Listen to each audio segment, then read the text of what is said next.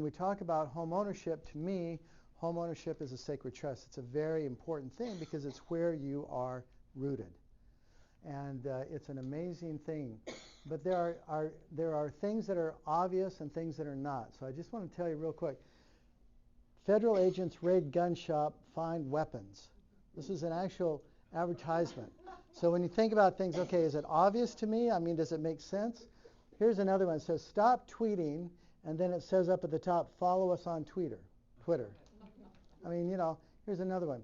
Homicide victims rarely talk to police. Rarely talk to police. How about never talk to police, right? So there's a lot of things that seem obvious, but they're not really obvious. So we want to get down to what's really going on. So our belief is that home ownership is a sacred trust, and that's really where I'm coming from. It's something more than just four walls, and we'll talk about that a little bit. So we focus on two things. Number one is value-based lending.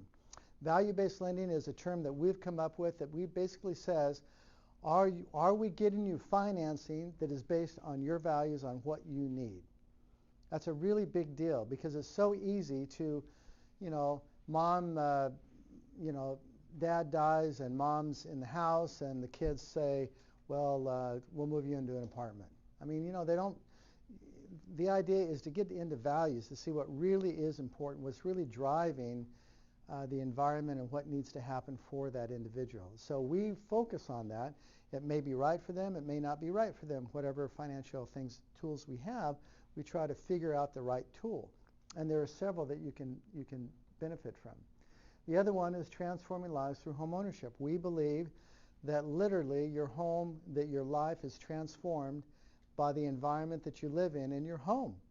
It's a really big deal, and I'll talk about that in just a minute. So the purpose today, the number one priority of everything that we're talking about today is to age in place. So when I ask the question, what is aging in place, what comes to your mind? What do you think about that when we say age in place? Because this is a big deal right now, and it's becoming a bigger deal because there's 10,000 people a day that are becoming the age 65 and older, right? That's your introduction to AARP, right? They have to put in an elevator or something to take them up the stairs if you're going to age in place. Right. Because a lot of houses are two-story. Okay. And maybe the ability for the knees, they can't walk up the stairs, right? Right. Okay, so they have some mobility issues. Okay, what else are we talking about when we talk about age in place? The ability to stay in your home with all things considered, Mm-hmm. and making preparations for all those things ahead of time so you can actually age and be in the same place right. until however long. Okay, so that's a great comment. And so here's the question I have is, what's so big about age in place? Why not just go check into assisted living? Now, Kalila is going to tell you about that. She does a great job with that. But as far as age in place goes, if you're living in your home, why not just sell it and go live somewhere? Go to assisted living.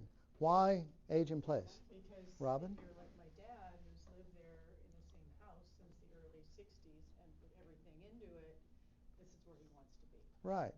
But why? I mean, why wouldn't he just go to assisted living? Why is that important? Put a lot of work into the house. Okay. My mom, before she died, Uh-huh. this is what they built.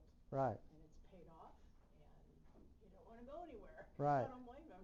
So really environment plays a big part of that, right? Yeah. And that's why, and these statistics go in and out, but I mean, there's a good percentage of people who, when they get into assisted living the first year, they die. What is it that changes that? Yes?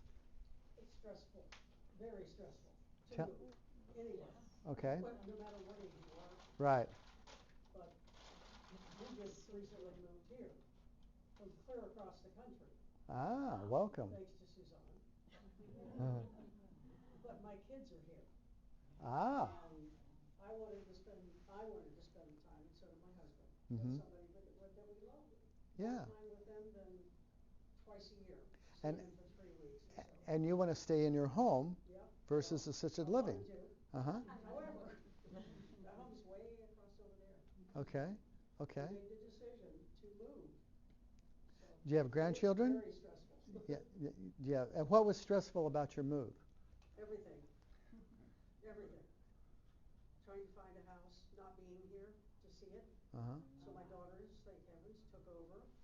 help us through the process of finding a home.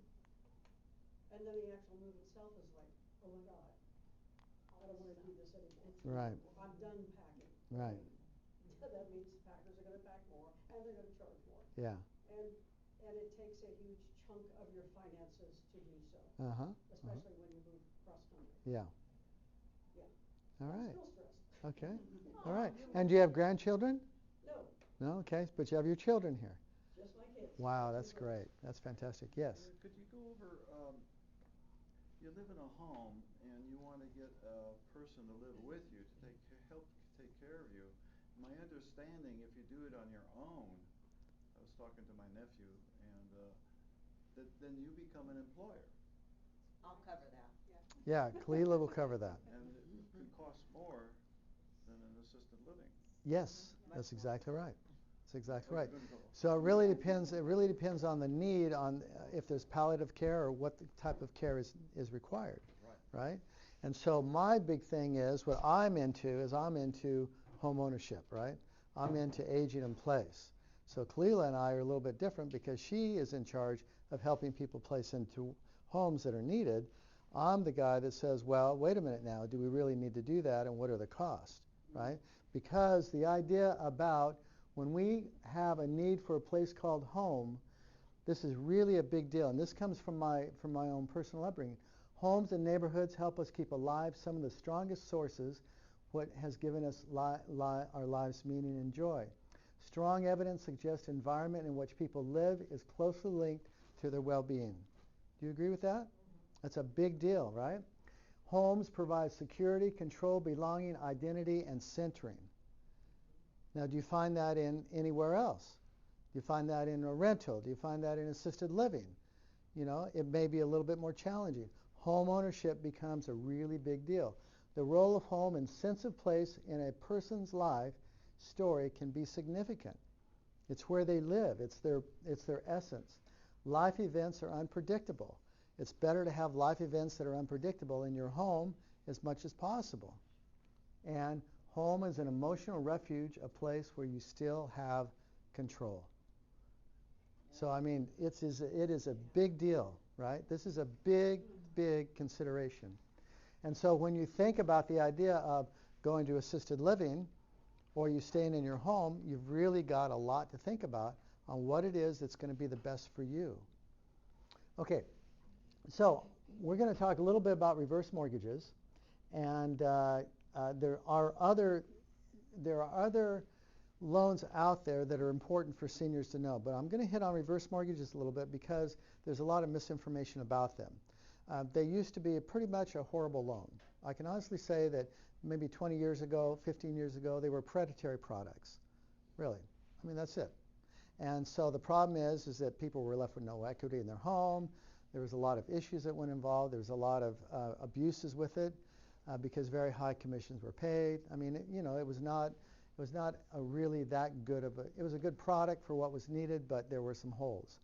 Since that time, reverse mortgages are nowhere near to what they used to be. People have a much higher probability of having money to give to their kids when they die. I mean, there's just so much improvements that have been. So we're going to talk about just a little bit of that right now. Okay, myth one: lender takes home ownership. Is that true? Who owns the home? The bank? No. Whose name is the home in? Yours. Okay. It's no different from any other mortgage. Two, requires monthly payments. Do you have to pay monthly payments when you have a reverse mortgage? No. Okay. Is that a free lunch? No. You just don't have to pay payments. We'll talk about that in a minute. Number three, heirs must repay. Do your children have to pay if there's a deficit on your home when you die? No, not at all, because the loan is strictly against the property, not against your estate. Must be able to qualify for traditional financing. No, okay? Otherwise, nobody could qualify for it, right? I mean, to qualify for a reverse mortgage, if you're a couple, you need to have discretionary income of about $989 a month. And if you're an individual, about $500. So the ability to qualify for these are much better than conventional. Yes? How much the equity you should have in your home? About 60%, but we'll talk about that. It goes with age. The older you are, the less equity you need. Myth 5, home must be debt-free. Does it have to be paid off? No. No, not at all. You can have a loan against it. Lenders want to sell your home. Do lenders want to come in and take your home and sell it? No. I will have nothing for my kids. Is that a real concern? A lot of concerns for when it comes to reverse mortgages is either I'm going to maintain my lifestyle to get what I need on a day-to-day basis, or I'm going to leave something to my children. It's never both. When we talk to people, when we first begin to explore this possibility, they say most of the time, well, we want to leave money for our children, that's why I'm not going to get the loan. And we say, well, how are you doing living? Well, we're eating Spam. Now they don't tell me they're eating Spam, but as a general rule, they're eating Spam because they want to dedicate their home to their children, and they don't think they can have both. That is a big myth. You can have both. Yes, Joy? Could you explain or give an example exactly how Thank much you. money your kids would get if you have a reverse mortgage? Uh-huh. And you're up to like 600,000. The house is close to 900,000. How much will the kids get? You know, Great question. And I have a slide for that I'll go through with you. That's a really good question. Number one, myth is I cannot sell my home. No, you can sell it, you can refinance it, you can do anything you want with it, right? It's just like a regular mortgage when it comes to that. Okay, there's a guy, so basically what is the purpose of this? Number one is to mitigate risk and maintain your lifestyle. That's the purpose of a reverse mortgage. Mitigate risk and maintain lifestyle. Retirement risk, financial retirement risk. That's what reverse mortgages do. And to leave a legacy for your loved ones. And you can accomplish both of those if you do the strategy correctly. So there is an individual by the name of Wade Powell, and he basically says, the goal of climbing a mountain is not just to make it to the top, but it is also necessary to get back down. The skill set required to get down the mountain is not the same as that needed to reach the summit. Does that make sense? Mm-hmm. Right? Okay. Oftentimes, going down, one must deal with greater fatigue, falling further with greater acceleration when facing a downslope than when facing an upslope. Going up is easier than coming down. In this idea, going up is our work, is our professions, is all the things that we do. Going back down is when we retire. It's a different set, not because we're disintegrating when we're going down. That's not the idea. The idea is that it's a different set of skills. It's a different lifestyle. It's a transition. Everything is different. And so this is an interesting author because Wade Powell is a PhD in financial planning. He uses reverse mortgages for all of his clients. Every single one of his clients have a reverse mortgage, but he doesn't sell them. So he's not attached to it. The book is an amazing book. Okay, so the basic risk in retirement are, number one, longevity, how long you live, right? So the time that you live, the challenges that come up as you get older. Number two, of course, is market risk. What's going to be happening to your portfolio? What's going to be happening to your earnings? And number three, spending shocks. So when you have a spending shock, it means that you have regular income, and then all of a sudden you have to go to a hospital, or your car breaks down, or you got to fix something in the house, or you got to repair something. There's always shocks that will come up during a certain period of time while we're living. Retirement could become quite expensive when a long life is combined with poor market returns and significant spending shocks. All right, so let me give you an example. There is an issue or a concept that financial planners use that's called sequence of return risk. And basically what it says is that if I have $500,000 today, it will last me to X amount. I don't know if you've ever sat down with a financial planner, but they'll say, how much money do you have? And do you want to retire? Okay, you're good till this year based on having this much money a month. That is called sequence of return. Now, sequence of return risk is a fascinating concept in that minor spending tweaks can have major implications for portfolio sustainability by impacting the amount of investment wealth that remains at the end of the horizon. So let me give you an example. All right, so here we have $850,000. Dow Jones Industrials at 40,000 or wherever it is right now. It's above a little bit of that, which is great. 30 years at 850 grand, you're going to get X amount of money. Everybody with me on that? Okay.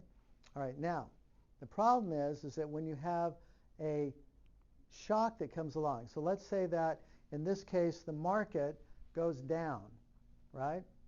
Well, the problem that people run into is that when the market goes down, the money that they begin to take out of their investment portfolio all of a sudden is the seed money that was before creating the money in the first place. And as a result of that, they no longer have that.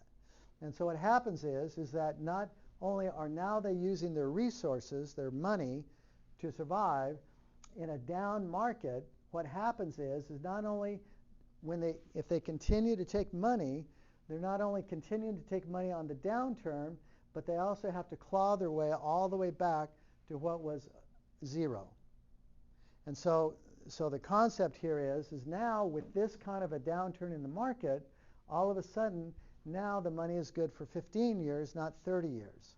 So now the sequence of return has been cut in half simply because they're continuing to take money out when they should not be taking money, right? Because the market has gone down. The beauty of a reverse mortgage is that you do not have to incur that shock. That's why people get reverse mortgages. People that are worth millions of dollars get reverse mortgages. And the reason they do that is that when this event happens, they no longer have to take distributions, right? They put them on hold. They simply take it from their home. Now, let me give you an example. This is a couple, this was in Wade Powell's book, and this couple was pretty good because for retirement last resort, in other words, when people, a HECM is a home equity conversion mortgage, that's a reverse mortgage. They use the reverse mortgage in this case as a last resort. And they were able to leave to their client, to their family, their children, about $1.7 million. Now that's great, because not a lot of people do that, okay? But here's what happened when they did the same analysis over the same time horizon if they would have got a reverse mortgage in the beginning. And their children would have been left with $2.6 million. Okay, so it's more than double, or it's about double the amount that they would have had, that they left to their children because they used a reverse mortgage. Did I explain that okay? Mm-hmm. That's huge. I mean, it's really huge. So all of a sudden, when you start making a reverse mortgage a part of your financial strategic plan, it just opens up the world, because all of a sudden you're able to be able to, those spending shocks that come along, the downturns in the market that come, all of those issues all of a sudden are less of a concern. And that's why when people start the process of getting a reverse mortgage, they go, oh, it's a reverse mortgage. But in Taiwan they call it a equity release.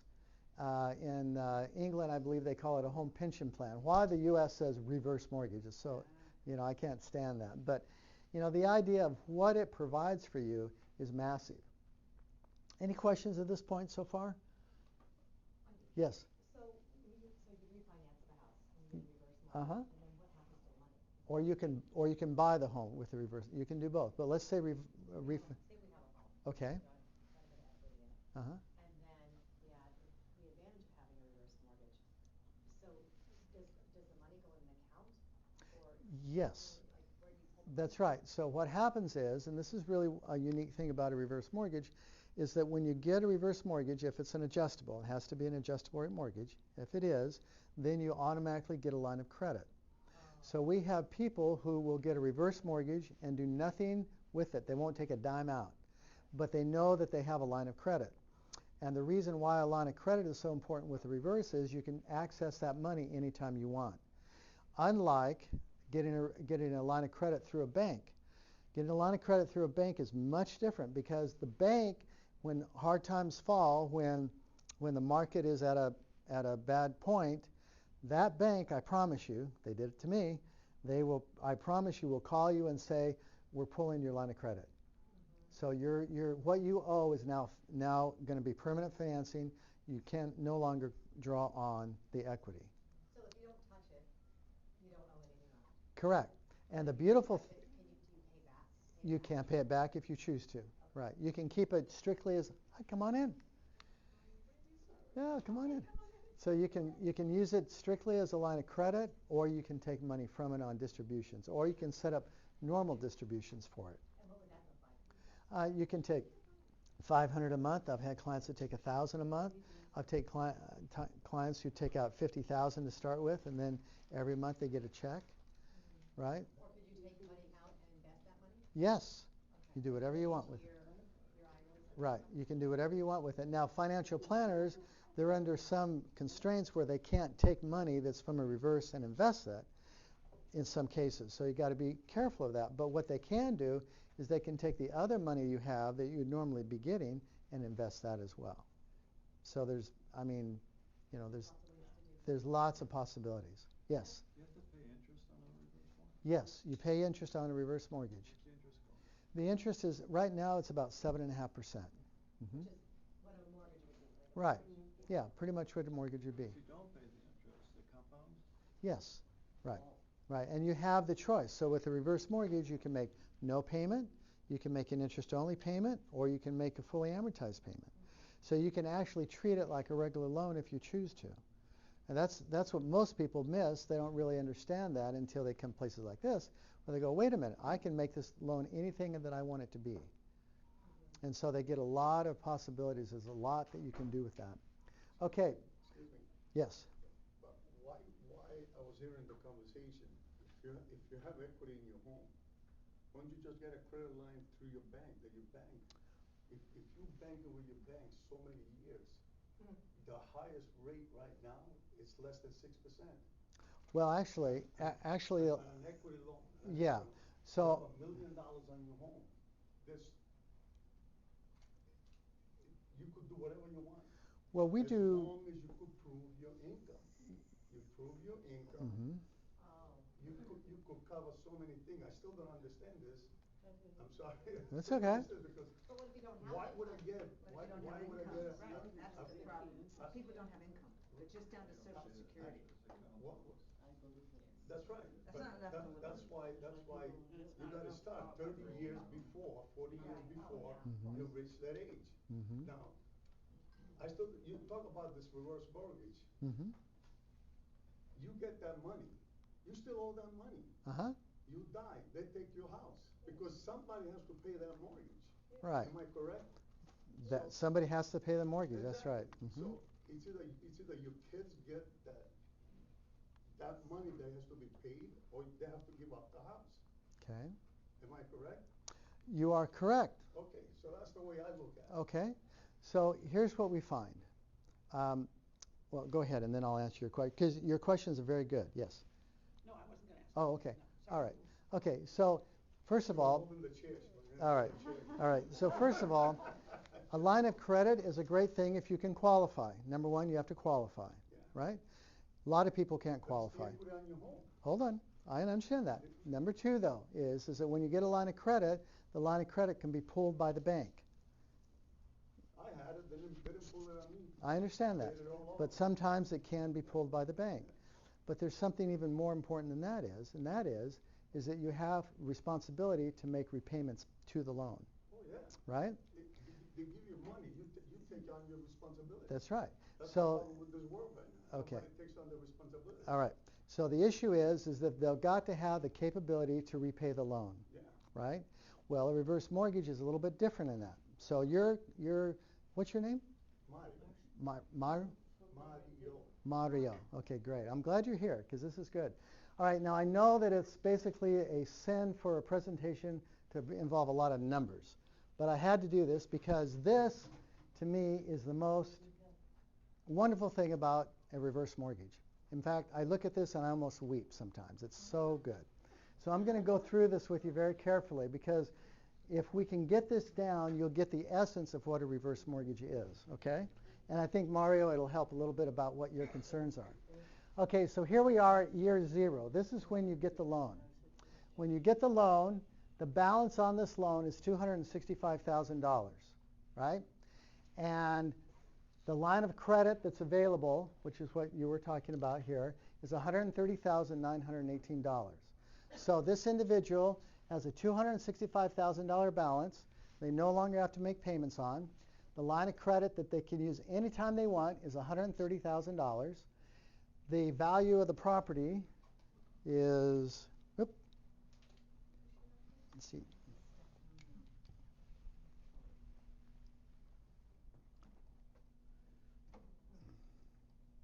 time out here. So the value of the property is going to be let's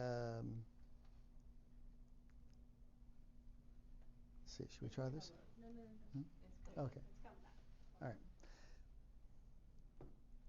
Okay. The value of the property then is $850,000. The equity at the time of the reverse is $584,818. Okay, everybody with me so far? I know that's kind of a numbers, but just bear with me. All right, now after the first year, this individual or this couple is now 80 years old, and during that year, they made no payments on their mortgage, right? And during that time, they had the mortgage insurance and interest. Their balance is now $283,674. So by not making a payment, the balance, Mario, goes up, which is what you were talking about, right? Okay. All right. Now, as that balance goes up, the loan balance increases every year when you don't make payments. But the problem, or not the problem, but the issue that people forget about is that the property value is also rising. And it's in HUD, home of urban, yes. What if the property goes down? It can, but as a general rule, over a long period of time, 4%. That's right. So all of these estimates are based on a 4% increase. 4%. The appreciation of 4% a year. I think we're going to go down 30% soon. Well, it's possible that we could. That's possible. But what's important, though, is that HUD has, this comes from HUD, right? Housing Urban Development, basically saying we believe that homes will go up 4% a year. And that's always panned out, okay? Whether they go down or up, over time, they go up 4% a year, okay? Then we can show you some. No one's going to be able to buy them. Okay. Someone came over and told me, there's a lot of millionaires around here. One of my neighbors. I look at him and say, yeah, you see all these homes? They're all millionaires. Every one in this problem. Okay. All right. So as the value goes up, so in this particular case, after the second year, at a 4%, the value is now $884. Okay, and we know that the values go up. Now, can they go down? Yes, they can definitely go down. Yeah. But as a general rule, and we've all seen it, right? We've all seen it. As a general rule, we know that values of properties go up, especially in California. So what happens is that you'll notice that at the time of the loan is taken out, the equity position is $584,000. Everybody with me? All right? Now, with a reverse mortgage, it's a negative amortizing loan, which means your loan balance is going to increase as time goes by. If we were to take this static just the way it is, you'll notice that you have $584,000. It never goes down below that period. The value of the home is still, the equity portion that you're getting is still continuing to grow. Now, to a financial planner, what that says is that even though you're having negative amortization and your loan balance is going up, you are basically living in your home free because the value is rising. So when people give me objections and say nothing's going to go to our children, no, that's not true. In this particular case, something will go to your children. And in most cases, if you structure these correctly, they can be amazing. They can be answers to prayers simply because it allows your children to be able to have an inheritance. In addition, you can have money at the end of life as far as your lifestyle, as far as your daily needs, as far as shocks to the system. This is something that people use and have a great deal of success with it. Okay. Yes? In the first one, the Yeah. loan balance is 265 something. Where does that money go? It stays right there, and it grows. It gets bigger. So if you don't make any payments on the mortgage, your balance will increase. Why why would you owe anything? I mean, what's the basis for that? Oh, okay. So when this person got this loan, they had a mortgage, an existing mortgage of $265,000. So that was paid off. Correct. And they got the reverse mortgage. That's right. And then in addition to that, they also have access to a line of credit. Now, Mario, this is something I think you'll be interested in. You'll see that this line of credit, and I'm going to be ending here in just a minute, the line of credit increases over time. The line of credit actually grows based on the interest rate that you're paying on the loan. In this particular case, it's going up about 7% a year. So the less you use your line of credit, the bigger it gets over time. And that money's yours. And that money's all yours. That's exactly right. And what's really important about all of this is any of this money that you take out is tax-free. Right? Because it's a debt. Right? A reverse mortgage is against the property. Therefore, any money taken out is tax-free. Don't you eventually have to pay tax on it? No. You don't pay tax on it. You do not pay it because it's not income. When would it not be advantageous to do a reverse mortgage? Like if you owe less than a certain amount, or? Yeah, I mean, it depends on what the situation is. I mean, there may be somebody that I'm doing a loan right now, or we're working on putting together a loan for a house in Malibu. The reverse mortgage will be around $2 million. They go up to $4 million. So there are people that are very wealthy that use them. There are also people that have large streams of income coming in that they don't really need that, right? So it really is a very individual basis. But it's something that everybody needs to learn about to see if it's going to be right for them, because the possibilities of what come about of these are enormous. When you have spending shocks, and most people really have a hard time being able to absorb those shocks, these are a lifesaver. People get these, and they go down kicking sometimes. They go, I don't know. I got to do it. I don't have any other choices. I had one guy where we had the loan ready to go. Sarah was amazing with it. His wife was on hospice. He was running out of money. He was trying all these different options, and we were able to make it so we didn't have to have a conservatorship. Thank goodness to Sarah. And finally, he said, okay, I got to do it. He signed it. Once it funded, then I get this call. I get them all the time. Says, John, I'm so glad we did this. Yes. I figure out numbers like you do. And when I first retired about 4 years ago, I was 78 years old, okay? Now I'll be 82 years old. Wow, good for you. It was run on us, house paid off, cars paid off, no vacation. About $8,000 a month. Mm-hmm. And with inflation now, I figure it's going about $125,000 a year. Okay. So if you retire, okay, and you're 65 years old, and you're spending $100,000 a year, you need $1 million every year. Okay? So if you have 30 years, you need $3 million, probably more than that, to get through. Yep. So I just wanted to throw that out. Yeah, you bet. And that's where the author of the book, and I don't mean to just focus in on Wade Powell, but the idea is that when you have this as a tool, it's a strategy, that's something that can be used that's enormously valuable. It is enormously valuable when you can go and you can take money out of that tax-free. Maybe it's $20,000 or $30,000. Taking $20,000 or $30,000 out of the market can be really detrimental. It can be on very small amounts, and it can make a big difference. So anyway, I need to go on with it. I love the discussion today. Thank you.